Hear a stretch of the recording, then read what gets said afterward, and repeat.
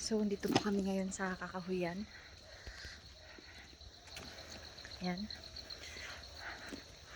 Hello po. Ito po kami sa driveway ko. Yeah.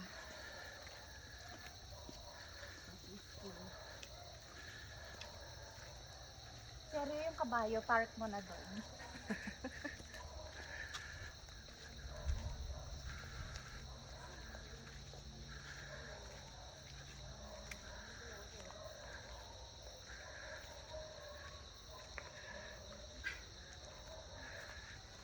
Picnic kami dyan mamaya. Picnic tayo dyan mamaya for dinner. So, pagpasok na dito sa may main entrance yung house. May parking lot pa. Ito yung gazebo, pero para sa mga animals na lang yan. Meron naman kami deer, horse. May palakarin kami. Yan. Pinamimili ko ang saan kapunta. Yung isa naman ng araw, papunta lahat sa main entrance. So, halik. Diyan. Come on. Tapos yung shoelace, pakitali, makita.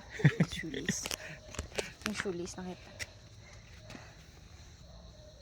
Tapos, pag kailangan nyo po ng tagatali na shoelace, andito si sir. Kung kailangan nyo rin na mag-open ng alak nyo, post ka muna. Meron po tayong available dyan. So, punta tayo sa parking lot ko kasi tatlo yung sasakyan. Kasama ko po. Yan, dito na kami sa parking lot. So, ang gagawin namin, magbe-break muna kami bago kami pumasok ng bahay. Yan, bali dalawa yung car namin dyan na nakapark. Ito kasi walang baterya. Ito, walang gas. So, pagpipilian pa namin kung anong gagamitin. Ito yung main entrance. Alright? Yung view, pakita ko na lang later. Pero maraming aso. Bye!